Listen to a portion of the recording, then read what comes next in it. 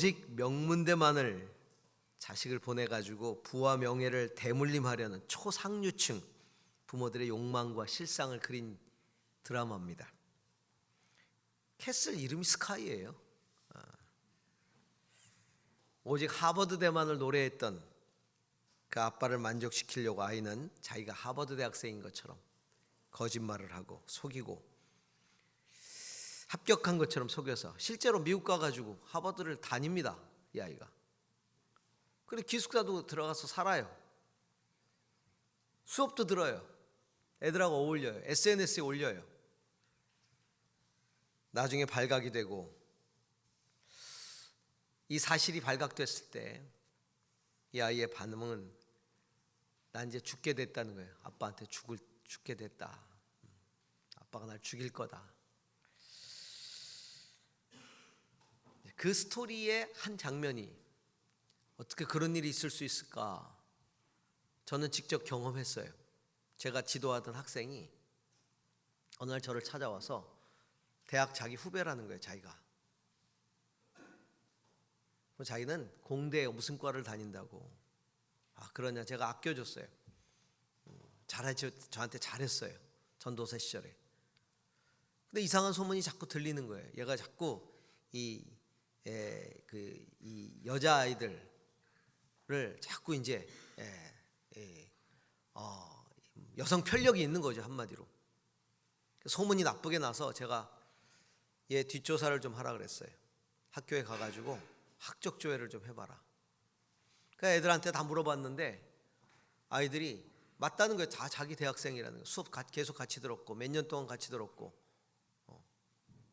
MT도 같이 가고. 나중에 학적을 조회해 보니까 학적이 없어요. 가짜 대학생이. 애들도 몰라요. 애들도 자기 학과 학생인 줄 알아요. 그런 일이 실제로 벌어지니까 이런 드라마가 나오는 거예요. 강남구 반포동에 사는 서초구 반포동에 사는 엄마들에게 이 드라마에 대한 소견을 물어봤어요. 그랬더니 다 거짓말은 아니래요. 상당한 내용들이 실제로 현실 속에서 일어나고 있는 일이라는 거죠. 제가 서초구를 오랫동안 목회를 해봐서 압니다. 그쪽의 생리들을, 대치동 엄마들 압니다.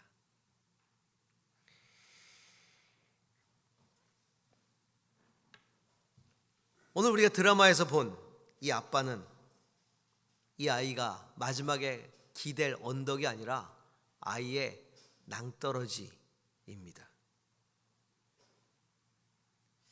제가 지난주에 설교를 드리면서 주님께로 더 가까이 가는 그 삶에 있어서 예배에 대한 이야기를 드렸습니다. 여러분, 예배는 하나님 품에 안기는 것이라고 했어요. 예배는 하나님 품에 안기는 것이다. 이게 예배다. 여러분, 애들이 아빠의 혹은 엄마의 품에 달려올 때는 엄마 아빠가 좋아서 반가워서 달려올 때도 있지만 마음이 상했을 때도 엄마 아빠에게 달려와서 안겨서 울 때가 있잖아요. 달려와 품에 안겨서 한참 울어요. 그때 어때요? 마음이 짠합니다. 제가 아버지 학교 강의를 하면서 늘 얘기하는 주제가 있어요. 아버지 학교에 제 강의 주제가 있어요. 그 주제가 뭐냐면 친구 아빠를 꿈꾸라. 여러분, 이 책이 유명했었죠? 나는 부자 아빠를 꿈꾼다. 부자 아빠를 꿈꾸라는 거예요. 근데 저는 부자 아빠 말고 친구 아빠를 꿈꾸라라는 강의를 합니다. 아빠는 자식이 기댈 수 있는 마지막 언덕이 될 수 있어야 한다. 다시 말해서 아빠가 아이들이 더 이상 어디 가서 기댈 수 없을 때, 더 이상 어디 가서 울 수가 없을 때 아빠에게 달려와 울 수 있어야 된다는 거죠. 언젠가 말씀드렸죠? 우리 아빠들이 아이들이 고민이 생겼을 때 자식들이 가서 아빠에게 상담하는 순위의 몇 번째다? 6번째다. 6번째라는 건 안 한다는 얘기입니다. 아빠한테 안 한다. 고민을 상담하지 않는다.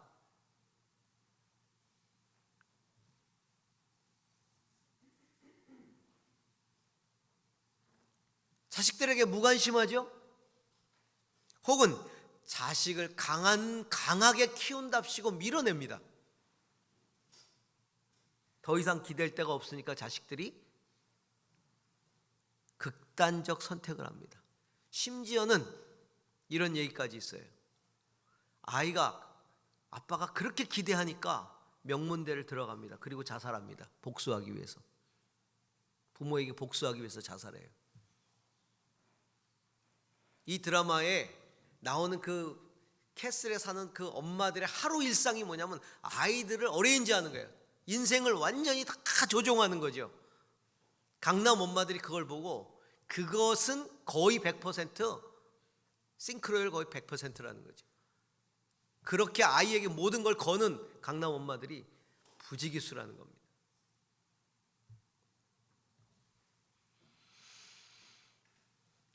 여러분, 애들이 마음이 상하면 제일 먼저 어디로 갈까요? 친구에게 가요. 왜? 친구는 내 마음을 알아주니까.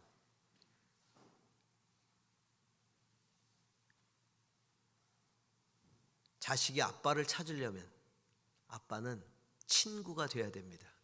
그래야 자식이 찾습니다. 그래서 제가 부자 아빠를 꿈꾸지 말고 친구 아빠를 꿈꾸라고 말하는 거예요. 예수님이 제자들에게 뭐라고 말씀하셨어요? 이제부터 너희를 종이라 하지 아니하리니 종은 주인이 하는 것을 다 알지 못함이라 너희를 친구라 하였노니 내가 내 아버지께 들은 것을 다 너희에게 알게 하였음이니라. 요한복음 15장 15절에서 예수님이 당신의 제자들을 향해서 친구라고 말씀하셨어요. 너희는 나의 친구다. 예수님이 우리를 친구로 여기신다는 게 무슨 의미입니까? 친구 대신 예수님의 이름으로 아버지 하나님께 가서 안기라는 거예요. 우리가 아버지께 갈 때마다 친구 대신 예수님의 이름으로 아버지의 품에 달려가 안기라, 그 얘기입니다. 그래서 하나님께 가까이 나가는 데 있어서 정말 필요한 것이 있다면 상한 마음이다. 상한 마음. 어떤 마음? 상한 마음, 상한 심령. 상한 마음으로 달려갈 때 안아주시는 하나님, 우리가 상한 마음으로 달려갈 때 안아주시는 하나님은 우리가 상한 마음으로 달려갈 때 안아주시는 우리의 인생과 영혼이 기댈 언덕이 되시는 거예요.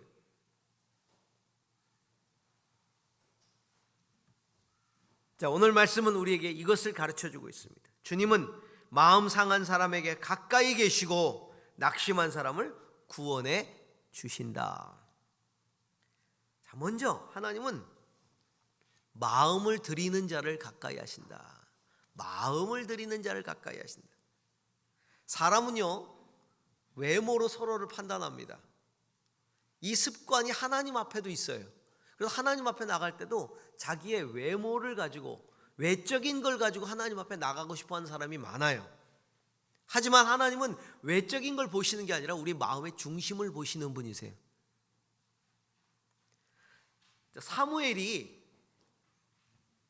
다윗에게 기름을 부으러 이새를, 그의 아버지 다윗의 아버지 이새를 찾아갔을 때 아버지는 다윗은 아예 보여주지도 않았어요. 다른 아들들만 다 보여줬어요. 근데 다른 아들들이 다 준수해요. 그래서 사무엘이 마음이 혹한 거죠. 이 아들인가? 이 아들인가? 이 아들인가? 하나님이 원하시는 사람이. 왜냐하면 다 준수하니까. 그때 하나님이 이렇게 말씀하시잖아요. 내가 보는 것은 사람과 같지 아니하니 사람은 외모를 보거니와 나 여호와는 중심을 보느니라. 하나님은 중심을 본다는 거예요. 시편에 보니까 그는 그들 모두의 마음을 지으시며 그들이 하는 일을 굽어 살피시는도다, 이렇게 돼 있어요.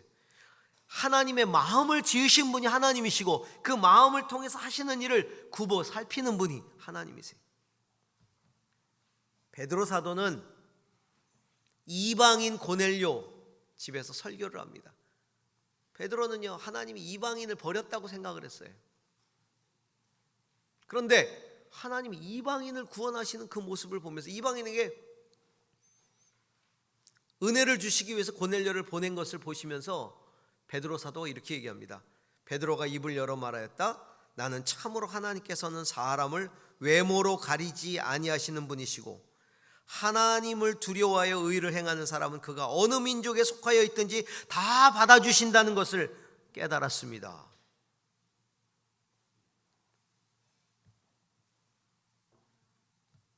우리는 외적인 것으로 얼마든지 사람을 속일 수 있어요. 선한 척 할 수 있죠. 사람 속일 때 외적인 거 다 속일 수 있어요. 착한 척 할 수 있습니다. 누구나 다. 믿음이 좋은 척 할 수 있어요. 얼마든지 종교적인 것으로 보일 수 있어요. 내 자신의 악함 또 약함 얼마든지 속일 수 있어요. 얼마 전에 어떤 분한테 전화가 왔어요. 저한테 꼭 전화를 해달라고 메모를 남겼어요. 전화를 했어요. 그랬더니 목사님이세요? 저 기억 못하세요? 웬 여자분인데, 중년 이상 된 여자분인데, 저 누구누구입니다. 이름이 기억나야 말이지. 10년이면 웬만하면 기억이 되는데 안 돼요. 이름이. 근데 사실 그때 교회를 등록하지 못하고 다녔습니다. 그러셨나요? 네, 무슨 일로 전화를? 죄송합니다. 제가 전혀 기억이 안 납니다. 제가 얼굴은 기억이 나는데, 정황은 기억이 나는데 이름이 기억이 안 날 경우는 기억난다고 말합니다. 예, 이렇게 대답을 합니다. 상처받잖아요. 여러분들이 아름다운 교회 잘 다니시다가 서울 갔는데 저한테 전화했는데 저 아시죠? 저 이런 사람입니다. 그럴 때 모르겠는데요? 그러면 상처받잖아요. 그래서 그때는 다 제가 안다고 대답을 합니다. 압니다. 이름만 잊어버렸을 따름이지. 근데 전혀 기억이 안 나는 거예요. 그래서 안 나는데요, 기억이. 정직하게 얘기해서. 그러시냐고. 기억을 못 하시냐고.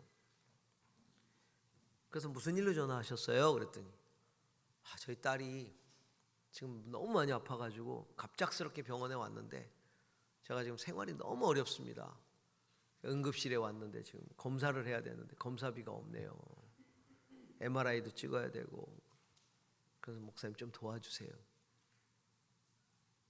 제가 글쎄요, 기억도 나지 않고 또 이렇게 갑작스럽게 저한테 전화를 해서 돈을 도와달라고 하니 제가 어렵겠습니다. 죄송하지만 어렵겠습니다. 다른 분에게 부탁을 해보세요. 마음은 안 좋지만 매몰차게 끊었어요. 마음이 계속 안 좋더라고요. 근데 얼마 전에 기독신문이 왔어요. 기독신문을 보니까 신년 할애회 때 목사님들이 모인 거예요. 그러니까 보이스피싱, 이분이 보이스피싱 한 거예요. 당한 목사님들이 여러 분 계세요. 다 똑같아요. 10년 전 등록 안 하고 다녔고 딸이 MRI 찍어야 되고 다른 사람한테는 CT라 그러지. 똑같이 MRI. 그래 20만 원 도와준 사람 몇만 원 도와준. 보이스피싱에 걸린 목사님들이 계셨다고 서로 이제 자기 얘기를 했겠죠. 이런 일이 있었대. 나도 이런 일이 있었는데. 그러면서 이제 들통이 난 거죠. 주의하라는 이제 그런 게 나왔어요. 이런 제가 목회를 하다 보면 여러 사람들, 특별히 성도라고 하는 분들을 만나게 되잖아요. 성도라 칭하는 사람들이 저를 찾아오는 경우도 많고 저한테 자기를 소개하는 경우들이 많은데 제 자신에게 자기 신앙적인 배경을 소개합니다. 자기가 몇 대째 무슨 가문이고 뭐 선대가 누구 어떤 사람도 나오고 뭐 총회장도 나오고 혹은 뭐 심지어는 장로가 몇 명, 권사가 몇 명이 나왔다. 신앙적인 배경을 이야기하는 분들이 있어요. 자기 교회의 직분을 얘기하는 경우, 저 장로입니다. 저 장로입니다. 무슨 교회 장로입니다. 그리고 자기가 무슨 관계된 자기가 하고 있는 일에서 나는 어떤 일들을 맡고 있습니다. 막 그 자기가 무슨 대표다. 혹은 자신의 학벌을 내세우면서 자기를 소개하고 접근하는 분들이 있어요. 죄송하지만 저는 그런 것들에 별 관심이 없습니다. 특히 이제 저에게 전화를 해가지고 자기 누구누구인데 제주도 내려가는데 그 교회 가서 설교 못 하면 안 되겠냐, 강의를 하면 안 되겠냐, 이런 분들이 있어요. 저는 그런 분들은요 절대 강의를 안 세웁니다. 자기가 와서 하겠다는 사람은 강의 안 세워요. 저는 뭐 얼마나 잘하는지 모르지만 저는 강의를 안 세웁니다. 얼마 전에 저희가 어떤 분이 쓴 책을 가지고 성경 공부를 했는데 그 책을 지으신 분이 계속 전화를 하는 거예요. 저한테 자기 강의를 와서 저자직강 해주겠다고. 저자직강 안 하셔도 된다고.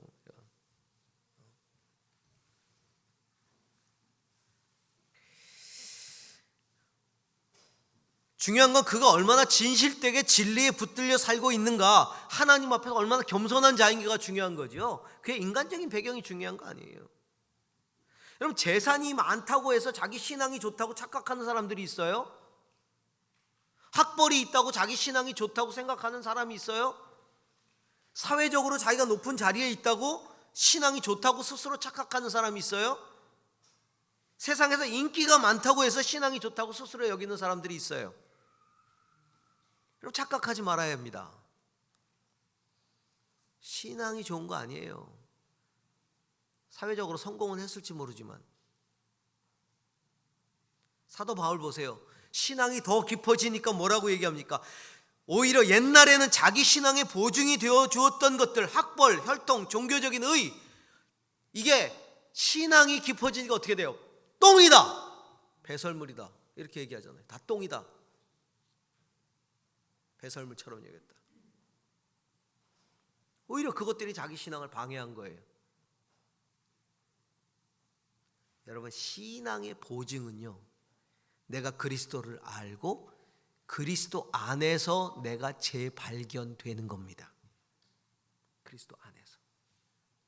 빌립보 3장 9절에 보니까 내가 그를 위하여 모든 것을 잃어버리고 배설물로 여김은 그리스도를 얻고 그 안에서 발견되려 함이니, 예수 안에서 발견되어야 하는 거예요.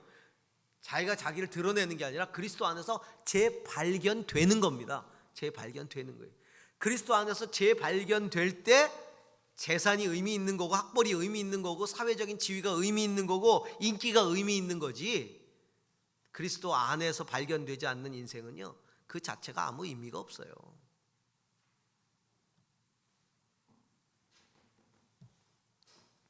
하나님은 당신을 향해 정직하고 겸손한 마음으로 나가는 자들을 가까이 하십니다.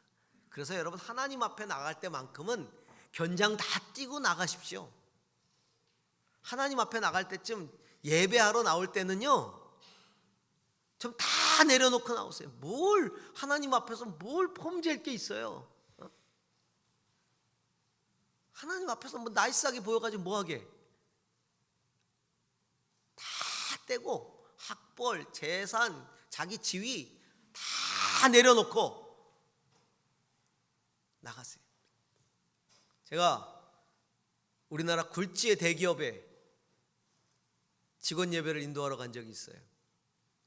직원들이 잔뜩 모였어요. 굴지의 대기업이니까. 그 회장이 교회 장로예요.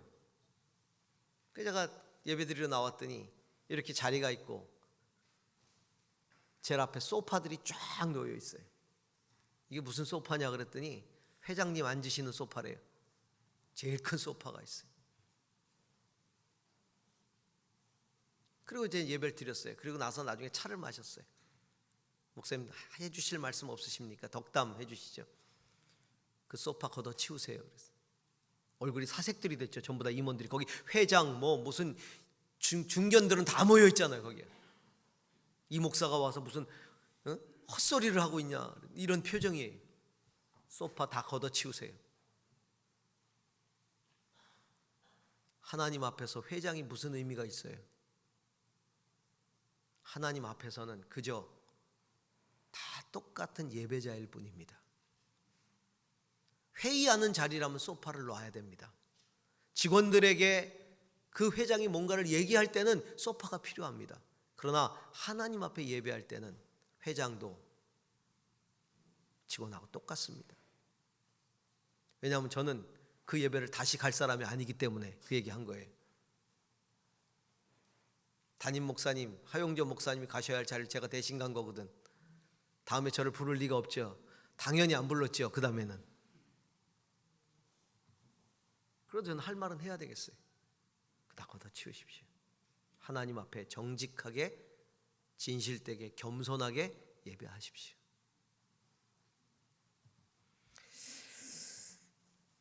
우리의 마음을 하나님께 고정해야 돼요. 마음을 지으신 분이 하나님이고 우리의 행동을 감찰하시는 분이 하나님이라고 했어요. 자, 그 다음에 하나님은 그냥 마음이 아니라 상한 마음을 드리는 자를 기뻐하신다, 가까이 하신다. 어떤 마음? 상한 마음. 물론 평상시에 내 내면으로부터 우러나오는 그 마음으로 하나님을 사랑하는 마음으로 하나님께 가까이 가는 그런 사람 마음, 사랑하는 마음 기뻐하세요, 하나님이.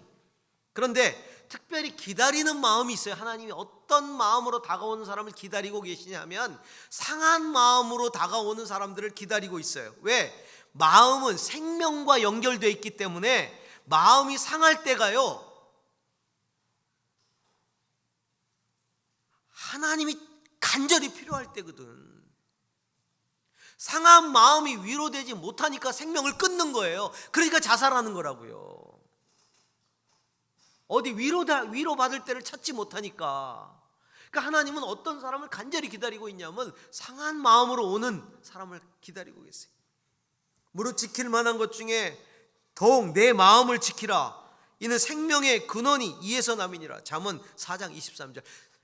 생명의 근원이 마음으로부터 나온다는 거예요. 그래서 마음이 상하면요, 생명이 상하는 거예요. 이 마음이 상하는 건 두 가지로 나눌 수 있는데, 하나는 상처받은 마음이고요, 또 하나는 깊은 죄책감이에요. 우리 마음은요, 외부로부터 상처를 받을 수 있어요. 사람에 의해서, 환경에 의해서 상처를 입는 거죠. 이건 상처받았다 이렇게 말합니다. 외부로부터 상한 마음을 우리는 상처라고 불러요. 상처받은 마음. 또 내 자신에 의해서 상처받기도 해요. 내 자신에 의해서. 외부에 의해서 마음이 상할 때 그걸 상처받았다고, 상처 입었다라고 말하는데, 그 상처를 치유하지 않으면 그 사람이 남한테 상처를 줍니다. 또 상처받은 심령이 치유되지 않으면 남한테도 똑같이 상처를 줘요. 그리고 자기 스스로 인생을 불행하게 만드는 거죠. 오늘 우리가 읽었던 이 시편 34편 18절마다 주님이 마음 상한 사람에게 가까이 계시고 낙심한 사람을 구원해 주신다라고 할 때, 이 시편 34편은 부제가 붙어 있는데 어떤 부제냐면, 다윗이 블레셋의 아비멜렉 앞에서 미친 척하다가 나와서 지은 시, 이렇게 돼 있어요. 우리가 잘 아는 것처럼 사울에게 쫓겨요. 사울이 자기를 죽이려고 하는데, 사울이 누굽니까? 자기 장인이잖아요. 장인이 자기를 죽이려고 하는 거예요, 사위를. 사울에게 쫓겨다니다가 더 이상 쫓겨다닐 수가 도망갈 데가 없으니까 적국으로 들어간 거예요. 적국에 들어가서 적국의 수장, 적국의 왕 앞에서 자기가 미친놈 흉내를 내는 거예요. 침을 질질 흘리고 벽을 긁고. 얼마나 비참해요.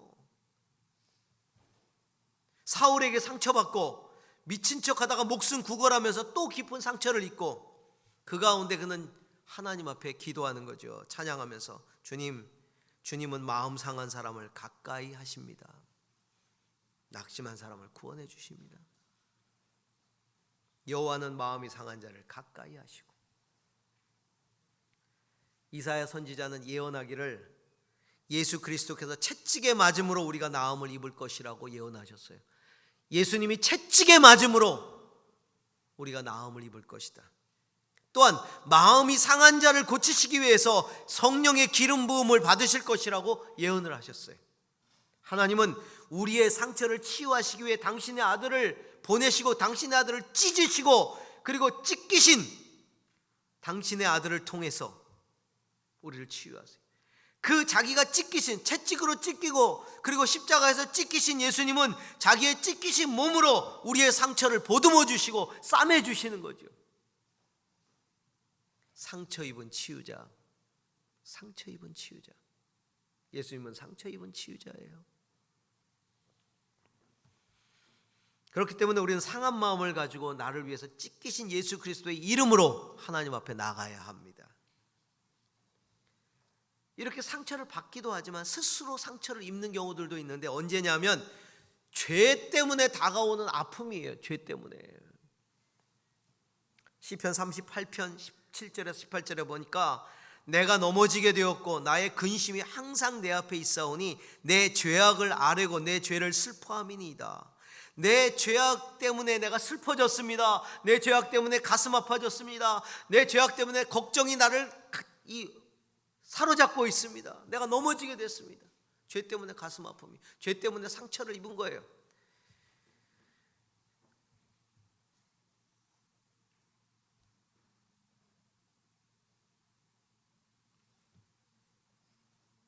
여러분, 정말 거룩한 사람이면, 거룩한 것들을 추구하는 사람이라면, 내가 주님 믿고 거룩한 것들을 추구하는 사람이라면 죄를 지으면 아파야 돼요. 왜냐하면 거룩하게 살려고 발버둥 치잖아요. 그런데 내가 졌어, 죄를 짓고 말았어. 그러면 가슴이 아파야 돼. 죄를 졌는데도 가슴이 아프지 않으면 그 사람은 거룩을 추구하는 사람이 아니죠.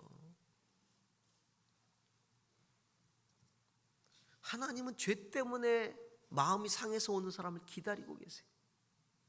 여러분, 부모가 자식을 키울 때 정말 기다리는 것은 자식이요, 상처를 입거나 뭔가 잘못을 했을 때 그 품 안으로 나오는 거예요.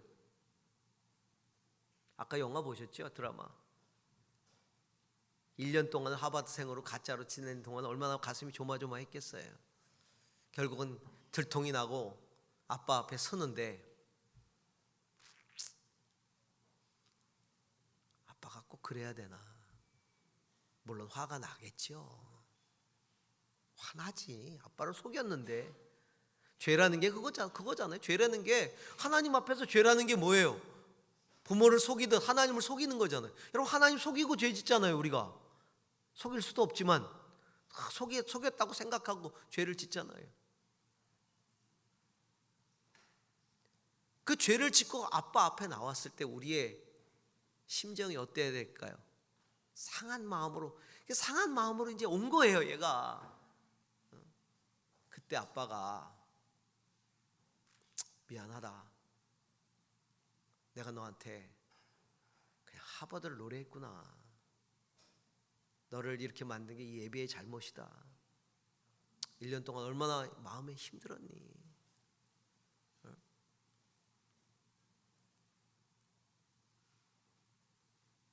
그래도 너는 내 딸이다.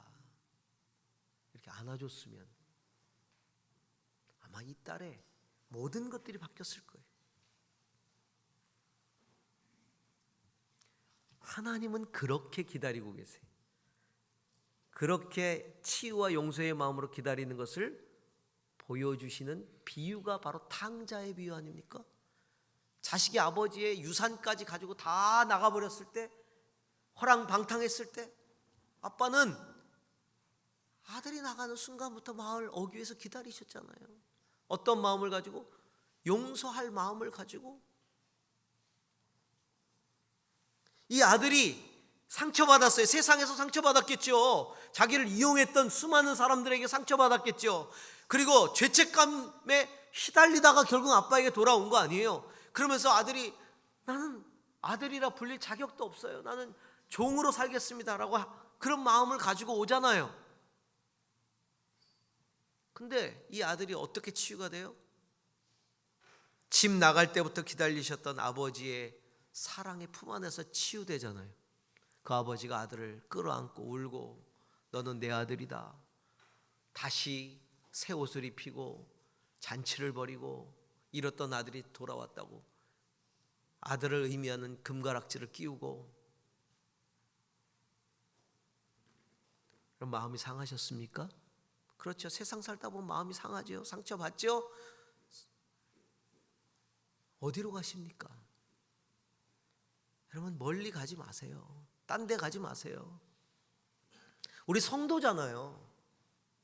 성도가 어디로 가요? 아버지 품밖에 우리가 갈 데가 없어요. 아버지 품에 안기는 거예요. 죄를 지어서 마음이 힘들어도,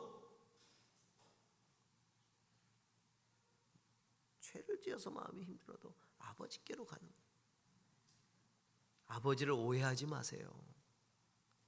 아버지는 날 죽일 거야. 아니요. 기다리고 계세요. 인간은 죽일 수 있어요. 그러나 하나님은 그렇지 않아요. 자, 마음을 드리는 자를 가까이 하신다. 상한 마음으로 이 하나님 앞에 나가는 자를 가까이 하신다. 상한 마음으로 나가되 통회하는 마음으로 가는 자를 가까이 하신다. 통회하는 마음. 하나님이 미워하시는 죄를 마음으로 품고 행한 사람이 하나님 앞에 나갈 때마다 제일 필요한 건 뭐겠어요? 상한 마음이에요. 상한 마음. 죄 때문에 상한 마음을 가지고 나가는데 통회하면서 나가는 거예요. 회개하면서 나가는 거죠. 여러분 상한 마음이요, 죄를 짓게도 하고 상한 마음이 죄를 용서함 받게 하기도 합니다. 마음이 상하면 죄를 져요. 마음이 상하고 화가 나니까 나가서 어떻게 해요? 죄 짓는 대로 가버리잖아요. 멀쩡하다가 갑자기 마음이 상해가지고 세상으로 나가버리지 않습니까?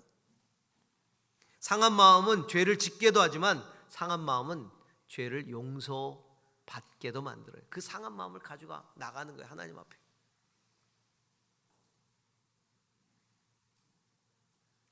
마음을 지키지 못했다는 것은 죄를 향한 마음, 이걸 내가 지켜내지 못한 거 아니잖아요. 그렇죠? 죄를 향한 마음을 지켜내지 못했어요.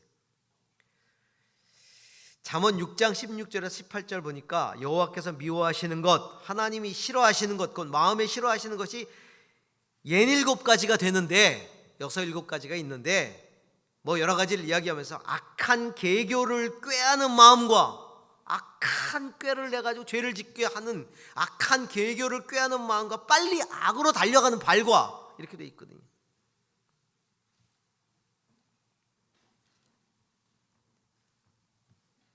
자기 마음을 지키지 못해서 죄진 사람 있죠. 다윗이었어요.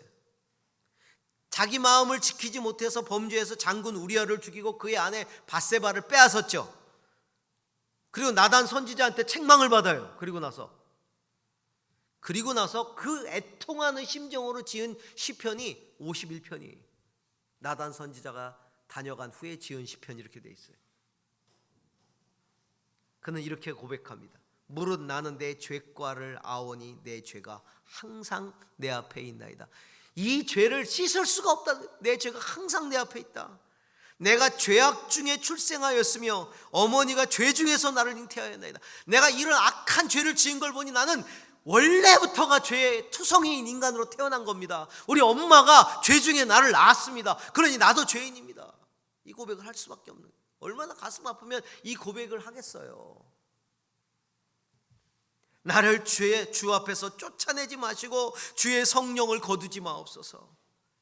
주께서는 제사를 기뻐하지 아니하시니 그렇지 아니하면 내가 드렸을 것이라. 내가 제사를 10번이라도 드렸을 겁니다. 주님은 제사를 기뻐하지 않습니다. 주는 번제를 기뻐하지 아니하시나이다. 주께서 구하시는 제사는 상한 심령이라. 아버지여 상하고 통회하는 마음을 주께서 멸시하지 아니하시리이다. 그래서 내가 상한 심령을 가지고, 죄 때문에 상한 심령 가지고 뻔뻔하게 나와서 제사를 드리고 앉아 있을 수가 없었다는 거죠. 그래서 하나님 앞에 이 상한 심령을 제물로 드립니다. 그 시편이에요. 눈물로 침상을 띄우고, 그리고 그는 이렇게 고백합니다. 마지막에 주의 은택으로, 주의 은혜로, 그 소리죠. 시온의 선을 행하시고 예루살렘 성을 쌓으소서. 다시 신앙을 회복시켜 주십시오. 은혜밖에는 길이 없습니다. 그 얘기입니다. 은혜밖에는 길이 없습니다. 그때에 주께서 의로운 제사와 번제와 온전한 번제를 기뻐하시리니 그때 그들이 숫소를 주의 제단에 드리리이다. 그때라야 비로소 숫소를 가지고 가서 제단에 드릴 때 주께서 받으실 것입니다. 성도 여러분, 상하고 통회하는 마음을 제물로 드릴 때 하나님 우리에게 은택을 베푸십니다. 그리고 우리의 믿음을 다시 세우십니다. 자, 2019년 주께로 더 가까이 갑니다. 예배로 더 가까이 가되 상한 심령으로 가까이 가십시다. 통회하는 마음으로 가까이 가십시다. 마음을 들이십시다. 하나님 앞에 우리 모두가 다, 우리 껍데기가 아니라 우리의 마음을, 중심을 하나님 앞에 다 드리고 예배할 때 하나님이 치유와 용서의 은혜로 함께 하실 것입니다. 기도하십시다.